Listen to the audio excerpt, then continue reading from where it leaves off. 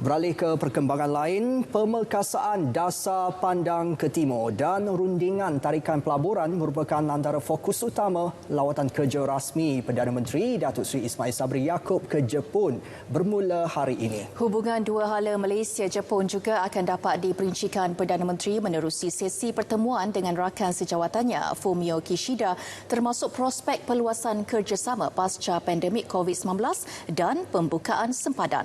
Azmah Abdul Wahab ada laporannya.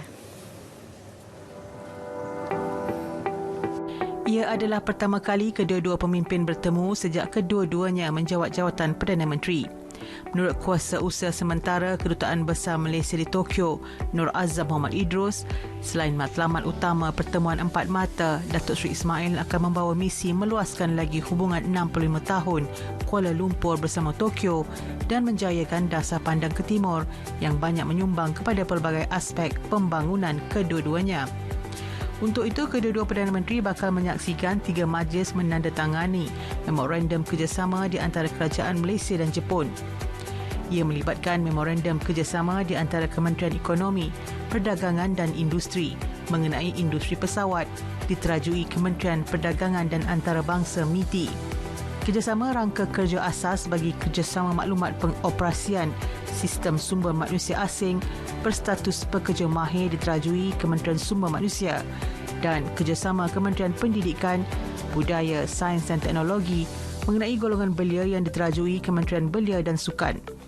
Pada masa sama, ucap tama Perdana Menteri di hadapan peserta persidangan Nikkei kali ke-27 yang terdiri daripada komuniti politik, perniagaan dan akademik rantau Asia Pasifik juga antara yang dinanti-nantikan menerusi lawatan kerja rasmi kali ini.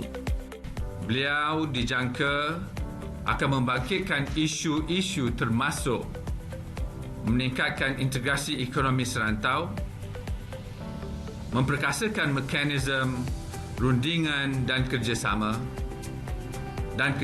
dalam menangani perubahan iklim dalam ucap tama beliau. Penyertaan beliau akan menjadi platform untuk Malaysia berkongsi idea dan pengalaman dalam pelbagai inisiatif untuk menentukan arah tuju rantau Asia pada masa hadapan. Semasa lawatan ini juga, Perdana Menteri dijangka mengadakan pertemuan dengan tokoh-tokoh korporat dan ahli perniagaan daripada syarikat-syarikat terbesar Jepun bagi menarik pelaburan langsung asing FDI antara kedua-duanya. Pertemuan yang dijadual termasuk bersama syarikat Mitsui Fudosan, Mitsubishi Power dan Marubeni yang berhasrat mengembangkan lagi pelaburan di Malaysia selain komuniti perniagaan dari Itabashi City.